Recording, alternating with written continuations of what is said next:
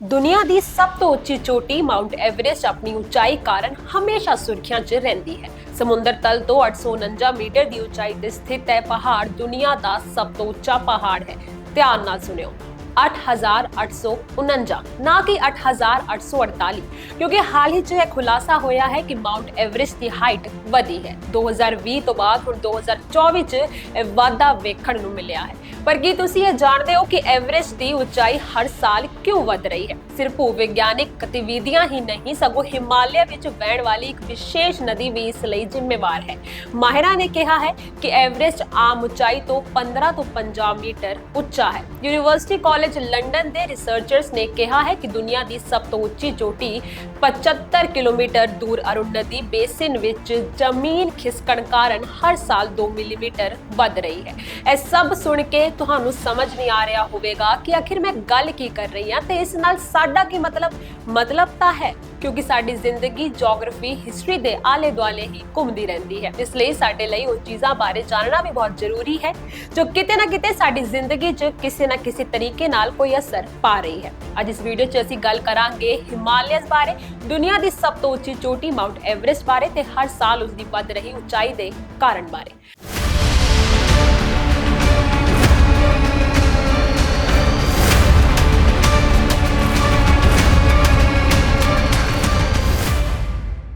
नमस्कार, सत श्री अकाल। ਤੁਸੀਂ ਦੇਖ ਰਹੇ ਹੋ ਰਿਤਮ ਪੰਜਾਬੀ। ਮੈਂ ਹਾਂ ਸ਼ਿਵਾਨੀ ਅਰੋੜਾ।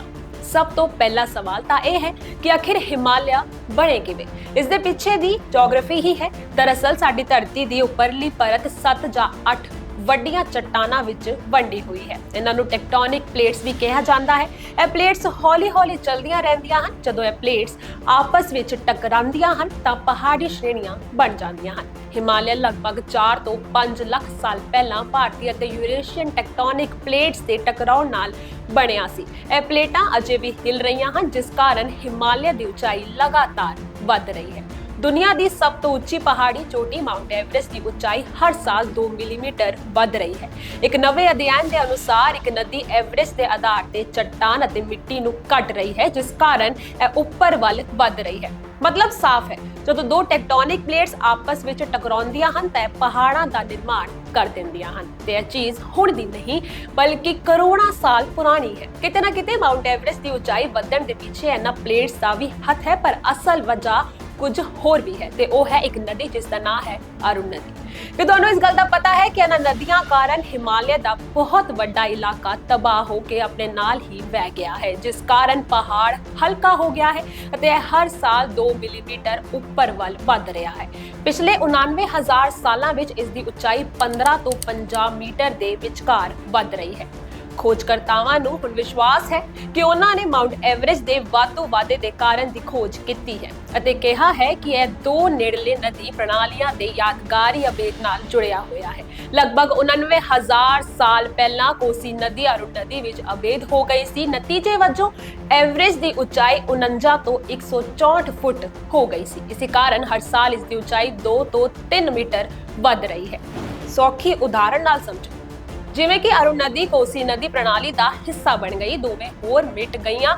ਪਿਛਲੀਆਂ ਕਈ ਸਦੀਆਂ ਵਿੱਚ ਅਰੁਣਧਤੀ ਨੇ ਆਪਣੇ ਕਿਨਾਰਿਆਂ ਤੋਂ ਅਰਬਾਂ ਟਨ ਮਿੱਟੀ ਨੂੰ ਧੋ ਦਿੱਤਾ ਹੈ, ਜਿਸ ਨਾਲ ਇੱਕ ਵੱਡੀ ਘਾਟੀ ਬਣ ਗਈ ਹੈ। ਮਿੱਟੀ ਦੇ ਕਟੌਤੀ ਕਾਰਨ ਆਲੇ ਦੁਆਲੇ ਦੀ ਜ਼ਮੀਨ ਉੱਪਰ ਉੱਠ ਗਈ ਹੈ, ਜਿਸ ਨੂੰ ਆਈਸੋਸਟੈਟਿਕ ਰਿਬਾਉਂਡ ਕਿਹਾ ਜਾਂਦਾ ਹੈ। ਭੂ-ਵਿਗਿਆਨੀ ਦਾਈ ਦਾ ਕਹਿਣਾ ਹੈ ਕਿ ਜਦੋਂ ਕੋਈ ਭਾਰੀ ਵਸਤੂ ਜਿਵੇਂ ਕਿ ਬਰਫ਼ ਦਾ ਵੱਡਾ ਟੁਕੜਾ ਜਾਂ ਮਿਟ ਗਈ ਚੱਟਾਨ ਨੂੰ ਧਰਤੀ ਦੀ ਛਾਲੇ ਤੋਂ ਹਟਾਇਆ ਜਾਂਦਾ ਹੈ ਤਾਂ ਉਸ ਦੇ ਹੇਠਾਂ ਦੀ ਜ਼ਮੀਨ ਹੌਲੀ-ਹੌਲੀ ਪ੍ਰਤੀਕਰਮ ਵਜੋਂ ਉੱਪਰ ਉੱਠਦੀ ਹੈ, ਜਿਵੇਂ ਕਿ ਮਾਲ ਢੋਣ ਵੇਲੇ ਕਿਸ਼ਤੀ ਪਾਣੀ ਵਿੱਚ ਉੱਪਰ ਉੱਠਦੀ ਹੈ। ਐਵਰੈਸਟ ਨਾਲ ਵੀ ਕੁਝ ਅਜਿਹਾ ਹੀ ਹੁੰਦਾ ਹੈ। ਕਿ ਤੁਹਾਨੂੰ ਇਸ ਗੱਲ ਦਾ ਪਤਾ ਹੈ ਕਿ ਇਸ ਨਾਲ ਮਾਊਂਟ ਐਵਰੈਸਟ ਤੇ ਚੜ੍ਹਨ ਵਾਲਿਆਂ ਨੂੰ ਵੀ ਨੁਕਸਾਨ ਹੋ ਸਕਦਾ ਹੈ। ਜੀ ਹਾਂ, ਮਾਊਂਟ ਐਵਰੈਸਟ ਦੇ ਆਲੇ ਦੁਆਲੇ ਹੋ ਰਹੇ ਆਈਸੋਸਟੈਟਿਕ ਰਿਬਾਉਂਡ ਨੇ ਹਿਮਾਲਿਆ ਦੀਆਂ ਹੋਰ ਚੋਟੀਆਂ ਨੂੰ ਵੀ ਪ੍ਰਭਾਵਿਤ ਕੀਤਾ ਹੈ, ਜਿਵੇਂ ਕਿ ਲੋਹਤਸੇ ਅਤੇ ਮਕਾਲੂ, ਜੋ ਵਿਸ਼ਵ ਦੀਆਂ ਚੌਥੀ ਅਤੇ 5ਵੀਂ ਸਭ ਤੋਂ ਉੱਚੀਆਂ ਚੋਟੀਆਂ ਹਨ। ਖੋਜਕਰਤਾਵਾਂ ਦਾ ਮੰਨਣਾ ਹੈ ਕਿ ਅਰੁਣਧਤੀ ਦੇ ਸਭ ਤੋਂ ਨੇੜੇ ਸਥਿਤ ਮਕਾਲੂ ਪਹਾੜ ਕਾਰਨ ਇਹ ਚੋਟੀ ਉੱਚੀ ਹੋ ਸਕਦੀ ਹੈ। ਮੀਡੀਆ ਰਿਪੋਰਟਾਂ ਦੇ ਅਨੁਸਾਰ ਸਿਖਰਾਂ ਦੀ ਉਚਾਈ ਅਣਮਿੱਥੇ ਸਮੇਂ ਲਈ ਵੱਧਦੀ ਨਹੀਂ ਰਹੇਗੀ। ਜਦੋਂ ਨਦੀ ਪ੍ਰਣਾਲੀ ਸੰਤੁਲਿਤ ਸਥਿਤੀ ਤੇ ਪਹੁੰਚ ਜਾਵੇਗੀ ਤਾਂ ਚੀਜ਼ਾਂ ਠੀਕ ਹੋ ਸਕਦੀਆਂ ਹਨ, ਪਰ ਸਪਸ਼ਟ ਨਹੀਂ ਕੀਤਾ ਜਾ ਸਕਦਾ। ਕੁੱਲ ਮਿਲਾ ਕੇ ਸਪਸ਼ਟ ਹੈ ਕਿ ਮਾਊਂਟ ਐਵਰੈਸਟ ਦਾ ਵਾਧਾ ਸਿਰਫ ਭੂ-ਵਿਗਿਆਨਿਕ ਗਤੀਵਿਧੀਆਂ ਦਾ ਨਤੀਜਾ ਨਹੀਂ ਹੈ, ਸਗੋਂ ਜਲਵਾਯੂ ਅਤੇ ਨਦੀਆਂ ਦਾ ਪ੍ਰਭਾਵ ਵੀ ਹੈ। ਇਸ ਕਾਰਨ ਇਹ ਕਹਿਣਾ ਮੁਸ਼ਕਿਲ ਹੈ ਕਿ ਭਵਿੱਖ ਵਿੱਚ ਐਵਰੈਸਟ ਦੀ ਉਚਾਈ ਕਿੰਨੀ ਹੋਰ ਵਧੇਗੀ, ਪਰ ਇੱਕ ਗੱਲ ਪੱਕੀ ਹੈ, ਮਾਊਂਟ ਐਵਰੈਸਟ ਅਜੇ ਵੀ ਆਪਣੀ ਸ਼ਕਲ ਬਦਲ ਰਹੀ ਹੈ। ਇਸ ਨਾਲ ਜੁੜੀਆਂ ਪਹੇਲੀਆਂ ਵਿਗਿਆਨੀਆਂ ਲਈ ਖੋਜ ਦਾ ਕੇਂਦਰ ਬਣੇ ਰਹਿਣਗੀਆਂ। ਜਾਣਕਾਰੀ ਕਿਵੇਂ ਦੀ ਲੱਗੀ ਸਾਨੂੰ ਕਮੈਂਟ ਬਾਕਸ 'ਚ ਜ਼ਰੂਰ ਦੱਸਿਓ। ਇਦਾਂ ਦੀ ਹੀ ਹੋਰ ਜਾਣਕਾਰੀ ਅਸੀਂ ਤੁਹਾਡੇ ਨਾਲ ਰਿਤਮ ਪੰਜਾਬੀ ਤੇ ਸਾਂਝੀ ਕਰਦੇ ਰਹਾਂਗੇ। ਧੰਨਵਾਦ।